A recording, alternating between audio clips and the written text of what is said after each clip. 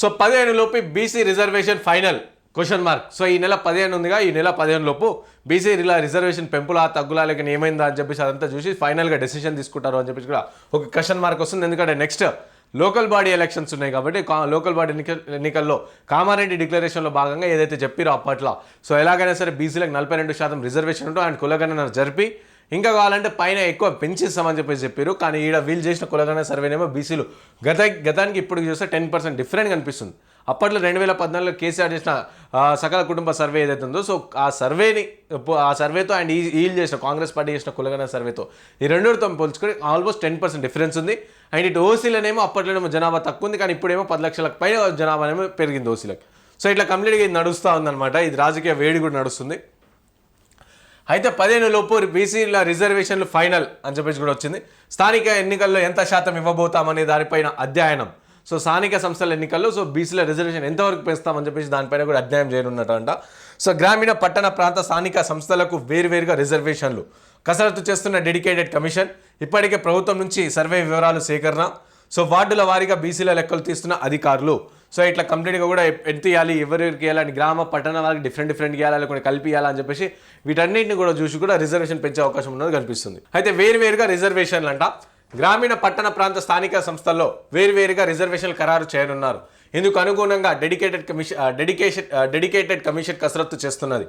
గ్రామీణ ప్రాంతాల్లో ఎస్టీల జనాభా అధికంగా ఉండగా పట్టణ ప్రాంతాల్లో తక్కువ. ఈ నేపథ్యంలో రిజర్వేషన్లో హెచ్చు తగ్గులు ఉండే ఛాన్స్ ఉండడంతో వేరువేరుగా నివేదికలు తయారు చేసి ఇవ్వాలని కమిషన్ నిర్ణయించుకుంది. దీంతో ఆయా ప్రాంతాలకు అనుగుణంగా జనాభాకు న్యాయం జరిగే అవకాశం ఉందని అంచనా వేస్తున్నది. అయితే గ్రామీణ స్థానిక సంస్థల ఎన్నికలు నిర్వహించకపోవడంతో స్పెషల్ ఆఫీసర్ల పాలన కొనసాగుతుంది. దీంతో వాటికి సంబంధించిన నివేదిక వెంటనే ఇవ్వనున్నది. అనంతరం పట్టణ ప్రాంత రిజర్వేషన్ల రిపోర్ట్ కూడా అందించనుంది. సో ఇట్లా ఎందుకంటే గ్రామాలలో చూస్తే ఎస్టీలు కావచ్చు, ఎస్సీలు కావచ్చు, బీసీలు కావచ్చు, వాళ్ళందరూ ఎక్కువ ఉంటారు. కానీ హైదరాబాద్ పట్టణ ప్రాంతాలలో చూసుకుంటే సో అన్ని సామాజిక వర్గానికి సంబంధించిన ప్రజలు ఎక్కువ ఉంటారు. సో గ్రామాలలో చూసుకుంటే ఒక దగ్గర ఎస్టీలు ఎక్కువ ఉంటారు, ఒక దగ్గర ఎస్సీలు ఎక్కువ ఉంటారు, ఒక దగ్గర బీసీలు ఎక్కువ ఉంటారు. కాబట్టి సో వాళ్ళకి రిజర్వేషన్ ఏ విధంగా కల్పించాలి అంటే వాళ్ళ కల్పియాలా లేకుంటే తక్కువ ఇవ్వాలా లేకుంటే పెంచేయాలా, ఈ విధంగా దీనిపైన కూడా కసరత్తు చేస్తున్నారంట ఈ డెడికేటెడ్ కమిషన్. సో ఈ నెల 15 లోపు స్థానిక సంస్థల్లో బీసీ రిజర్వేషన్ శాతాన్ని ఫైనల్ చేయాలని ప్రభుత్వం టార్గెట్ పెట్టుకున్నట్టు తెలుస్తుంది.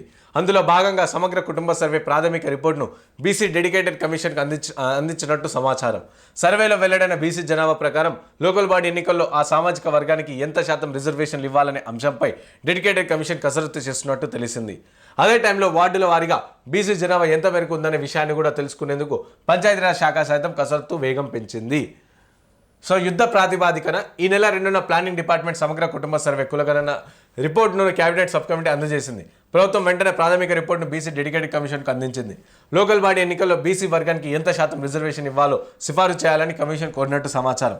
అయితే దీనిలో భాగంగా కమిషన్ యుద్ధ ప్రాతిపాదికన కసరత్తు మొదలుపెట్టినట్టు చర్చ జరుగుతున్నది. ఏ జిల్లాలో ఎంత శాతం మంది బీసీలు ఉన్నారు, ఎక్కడ సామాజిక వర్గానికి ఎక్కువ రిజర్వేషన్లు ఇవ్వచ్చు, ట్రైబల్ పాపులేషన్ ఎక్కువగా ఉండే జిల్లాలు, మండలాలు ఎంత మేరకు రిజర్వేషన్లు ఇవ్వచ్చు అనే అంశాలపై ఆరా తీస్తున్నట్టు సమాచారం. ఈ నెల 15 లోపు బీసీ రిజర్వేషన్లు ఫైనల్ చేసి ఎన్నికల నోటిఫికేషన్ ఇవ్వాలని ప్రభుత్వం టార్గెట్ పెట్టుకున్నట్టు అధికార వర్గాల నుంచి ప్రచారం జరుగుతున్నది. ఇక న్యాయపరంగా ఎలాంటి చిక్కులు రాకుండా 1-2 సార్లు చూసి ఇవ్వాలి అన్నట్టు నడుస్తుంది. ఎందుకంటే ఈ నెల 15 లోపు బీసీల రిజర్వేషన్లు పెంచి సో ఎన్నికలకు సంబంధించి దానికి సంబంధించిన నోటిఫికేషన్ కూడా ఇవ్వాలి అని చెప్పేసి కూడా ఆలోచిస్తున్నట్టు తెలుస్తుంది. ఎందుకంటే మనం చూసినాం రీసెంట్గా పొంగులేటి కూడా శ్రీనివాస్ రెడ్డి కూడా చెప్పారు.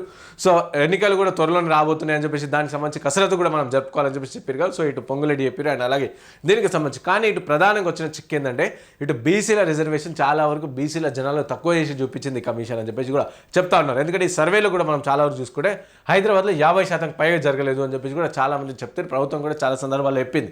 ఇంకా అలాగే చాలా వరకు గ్రామాలలో కూడా అంటే ప్రధానంగా గ్రామాలలో 90% వరకు జరిగిందని కూడా పట్టణాల్లో చూసుకుంటే చాలామంది బీసీల ఇంట్లోకి బీసీ మేధావులు ఎవరైతే వాళ్ళ ఇంట్లో కావచ్చు, రెడ్ల ఇంట్లో కావచ్చు, వీళ్ళన్నీ ఇంటికి కూడా చాలామంది పోలేని పరిస్థితి మనం చూసినాం.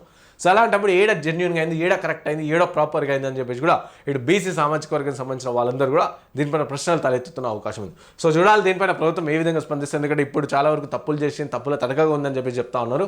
అయితే దీన్ని మళ్ళీ ఇంకోసారి రీనోటీస్ చేస్తారా, లేకుంటే ఇంకోసారి మళ్ళీ పరిగణలోకి తీసుకుని ఆలోచిస్తారా, లేకుంటే ఇదే విధంగా దీనే కంటిన్యూ చేస్తారా అని చెప్పి చూడాలి. ఒకవేళ ఇది కంటిన్యూ చేస్తే మాత్రం బీసీలో నుంచి తిరుగుబాటు తథ్యం అని చెప్పేసి కూడా బీసీ నాయకులు కూడా అందరూ కూడా హెచ్చరిస్తున్న పరిస్థితి కనిపిస్తోంది. సో చూడాలి ఏ విధంగా జరుగుతుంది ఇది.